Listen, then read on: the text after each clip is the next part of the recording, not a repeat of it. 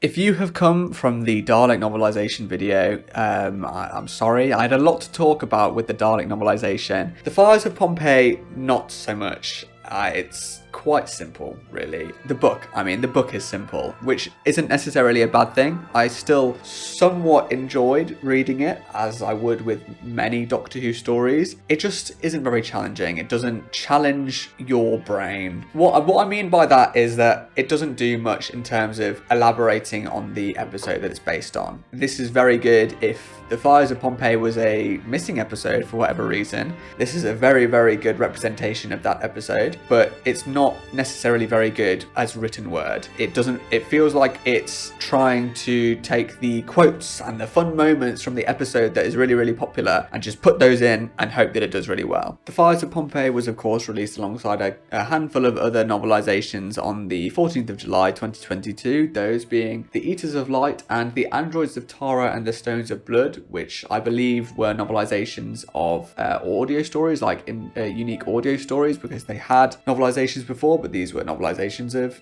David Fisher audio stories, which was quite interesting. Pretty much just The Fires of Pompeii and The Eaters of Light that kind of came out new. I have a very nice signed version from James Moran here from Forbidden Planet. It's not to say that there's necessarily anything bad. I'd say that if you were a bit younger than me, then maybe you'd quite like this book. It's really easy to understand. You get the whole point, you get the gist of it. It has got some nice moments. It's got a very, very short chapter. It's got a 6-word chapter that I shall read for you just now. Chapter 14, Memento Mori, says, "And in Pompeii, the world ended."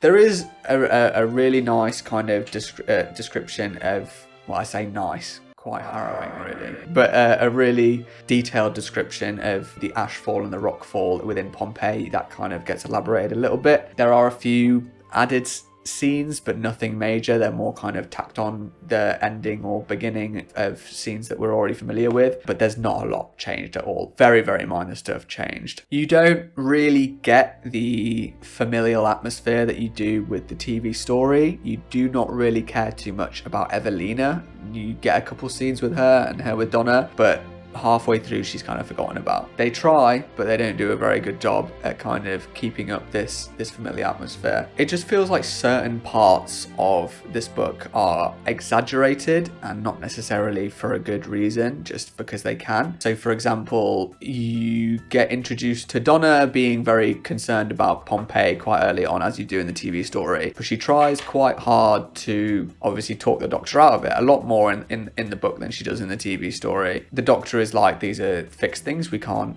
intervene, and then Donna's very much like, what if we drop this vase or something, or something like that.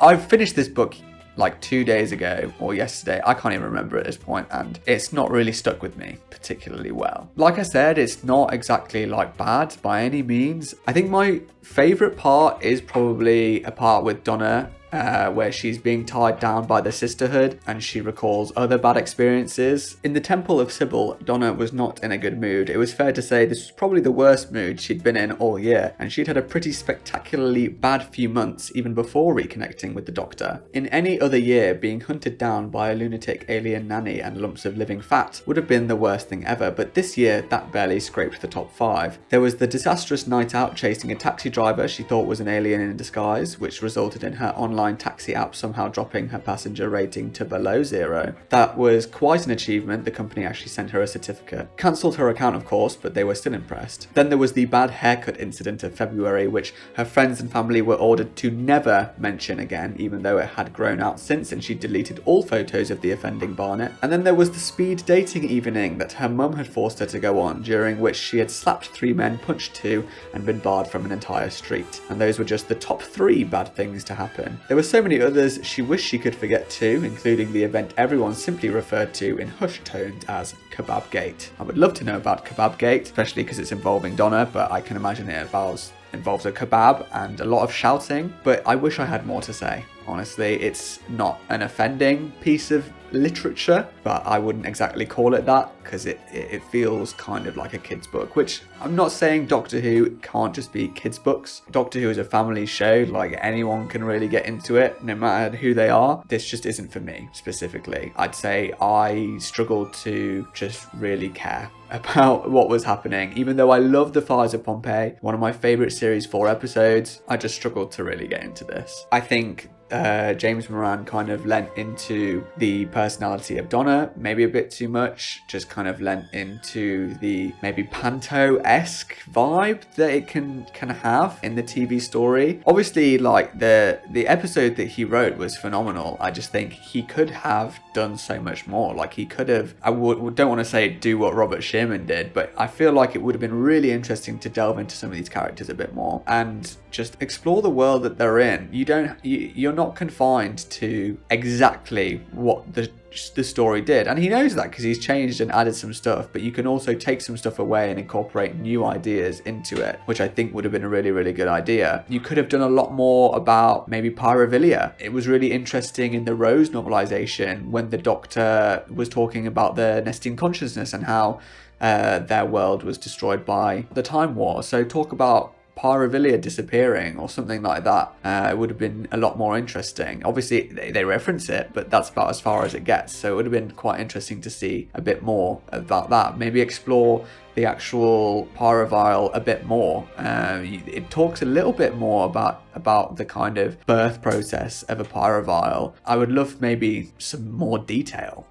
That's kind of all I feel is missing. Detail and kind of less exaggerated moments. Like I just wish the book didn't make you feel like you needed to be spoon-fed everything. You should be able to read between the lines, but there's no lines to read between. I really don't like to be negative about these sort of things, so I will say that as much as I didn't necessarily enjoy it myself, I know it is possible for quite a lot of people to enjoy this novelisation. It's just not for me. I feel like I might be asking for a lot, don't get me wrong. I don't think especially with the novelisations, I don't think you necessarily have to be challenged. Like, why can't you just enjoy the book? Maybe that's just me. It's just because of the Dalek novelisation. I've got it right in front of me because I just filmed that video, and having the Dalek novelisation and having read that just before The Fires of Pompeii, it puts them into perspective. I would love to have more to say about The Fires of Pompeii. I would still recommend this book. I think if you want to read all the novelizations, I wouldn't say you shouldn't read this book, because I know that a lot of people will still really like it. Don't expect great new insight into the story. They're coming out with novelizations quicker than I can make videos on at the moment, so hopefully I can actually catch up. I am really interested in reading 73 Yards, but anyway, before I get ahead of myself, the next one is Planet of the Ood, which is an interesting choice to say the least. I wouldn't say it's a massively popular story to do. It's a fine story, but I will be interested to see how that one comes across. If you've read The Fires of Pompeii, please do let me know what you thought about it, because I would be really interested to see what other people thought about it. I will give The Fires of Pompeii a 4 out of 10.